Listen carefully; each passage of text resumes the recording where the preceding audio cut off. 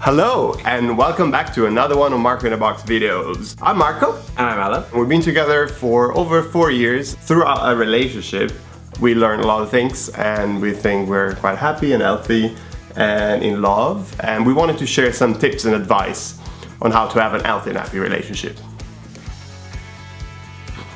Bit serious. Too serious? So this is our formula. These are some of the ingredients of the love potion that can help you to get a healthy and happy relationship, whether you're straight or gay or bi or whatever you define yourself. As long as you're in love and you're in a relationship, we believe these tips will be helpful. Definitely. Yeah. Number one, I think this is actually probably the most important thing, especially if you're starting out in a relationship. It's to have a little bit of patience. Yeah, at the beginning it's really important to meet each other halfway. So you guys are two strangers, not knowing each other. People are kind of projecting their best self, which is not necessarily their true self. So it takes a few months to actually scrape that part off and get to the real matter. It's when you realize whether or not that person could be right for you. Is when you see the potential. Which is his nice way of saying that he thought I was a bit of a weirdo when we first met, and I thought he was a bit of an uptight Italian. But, you know, you gotta stick with it. When you've got something special, you see there's gonna be more. Which brings us to the second point, which is learn how to understand each other and take time to actually learn the other person. I think we are a good example because we come from like different countries and we have different backgrounds and different cultures, and during the first few months of our relationship there were a lot of misunderstandings. If you're in a multicultural relationship, it's also kind of an added you get a guidebook. You have to invest time to learn about each other. But for all the talk of kind of coming together and finding your balance, you have to remember that you're not trying to make the other person a copy of you or into the perfect person that you have in your mind. Remember that like everyone's always going to have their habits and their quirks, but you have to learn to not necessarily love them. I think a lot of mine aren't necessarily loved, but accepted. Yeah. I think people normally have a checklist of things they're looking for in their better half, and these checklists often don't work. Your imaginary boyfriend or girlfriend is very different from reality, which is actually a good thing. You'll never be with your perfect partner, but the perfect partner probably isn't the one for you. The best thing about being in a relationship is you learn to love things that you didn't think you would. Alan living like a tray of clothes all around the house. And that brings us to the next point, which is finding someone with a very diverse background and kind of different interests and different passions from you, but sharing the same values with that person. This is very important because most people think, oh, I need to find someone who I can share my passions with and my interests with. So we're kind of looking for people that are very similar to us, but it's not necessarily healthy. Because you want to find someone that can bring more value to your life and bring more learnings. Like Alan is really into history and politics and I'm not. I can actually learn new things that I didn't know before or that I wouldn't be naturally inclined to. And same thing, I am kind of the most organized. So Alan is learning things from me that he wouldn't probably learn from someone. Like how to put things in a calendar? Yeah. Get closer to me. Because the next topic is actually affection and appreciation. So, I think especially when you're together for a long time, or if you're married for many years, it's very easy to forget how important it is to like hug and feel your partner loved and appreciated and like close to your heart. So even the small things like I love you or the good morning kiss or good morning cuddles or just a thank you for washing the dishes, or so that kind of appreciation and reinforcement I think is really important to maintain that relationship and the love alive. Yeah, Alan is a morning cuddler. Yeah. But not a cuddle sleeper. It's like separate sides of the bed. But then like alarm clock goes off. Which is, by the way, it's a perfect transition to the next topic, which is giving each other space, right?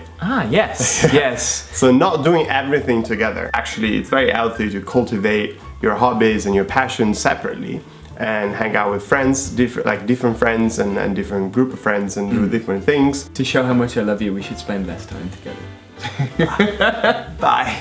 So you need to make sure that you have you know, you give yourself your own space, even if it's in the house. Doesn't have to be going out somewhere, but just to respect each other's quiet time. Let's not forget that being a couple is still like two individuals getting together, right? So do not lose that individuality that defines who you are as a person as well. Next one is actually one of my favorite, and it's teamwork.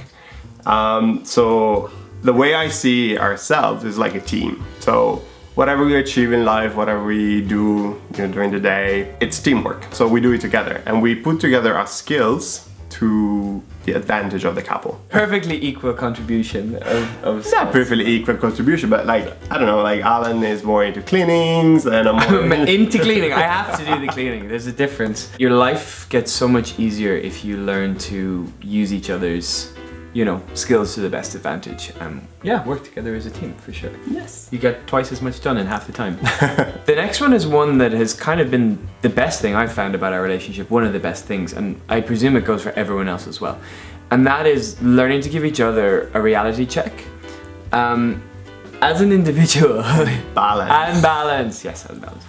Like, as an individual, I suppose we all have our little things that we worry about or that we freak out about, our hang-ups. When you're in a relationship, and I see that you are particularly hung up about a certain thing or stressed or pensive about a certain thing, I make it my job to try and put it in context and say, explain why it's not such a big deal, and just kind of, yeah, bring things down a little bit and vice versa. And the thing that helps me very much, because I tend to be, you know, kind of Italian and more emotional and more kind of extreme or intense, is having someone who's, what did you say? Dramatic, yeah. I was gonna say, what helps me is having someone like Alan who's very drama free and very easygoing, who kind of like puts things in perspective and calms me down. If I was with someone else very dramatic or very intense like me, we would just like fight. Throw each other off the balcony. While Alan has a very calming effect on me, and I have a very kind of like... What is it? Effect on me? Oh, getting me off my ass, I suppose. Bringing a bit of drama. Bringing the drama. Bring a bit of, not drama, but like bringing a bit of drive. Maybe. Yes, I think so, yeah. Okay, so, you know, we work well because we compensate and complete each other in that sense. And that brings us to the last point, which is friendship. So this is maybe, I don't know, maybe it's a bit overlooked, but it's probably the most important one. You don't just get a partner, you just get a lover, you don't just get a boyfriend or a wife or a husband, you get a friend, and that friend should be your best friend in life. You're gonna spend an awful lot of time together, and it can't just be about fancying each other, it can't just be about having a bit of crack together. You know, you have to be genuinely friends. You're gonna be together a lot of the time, you're gonna be on holidays together, you're gonna see each other at each other's worst, you're gonna need each other at each other's worst. If you're not friends, it's not gonna work. So try to make your partner your best friend. So these were our ingredients for a healthy and happy relationship. We hope you like them and relate to them and can possibly find them useful for your relationship. It would be also great if you could tell us in the comments your own, because this is our personal experience, but it's not the same for everyone, and maybe you might disagree with some of the things you said. So please tell us what works for you. If you want to know more about us, a while back we made also a boyfriend tag video, so we can go check it out. One of our common interests is actually to travel, and we have a big Wanderlust playlist that you can go check out to see our travel from all around the world. We're very grateful every day for what we have and the love and our relationship, and we just wish that, you know, everyone watching this video can also find their other half and be happy and be in love, because, you know, love is the most beautiful and important thing in the world. If you like this too, by the way, make sure you subscribe to the channel. And as always, thanks for watching. Marco in a box.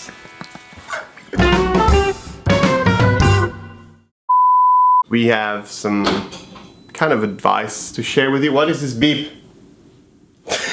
I'm sorry, I bumped into the... The day will come.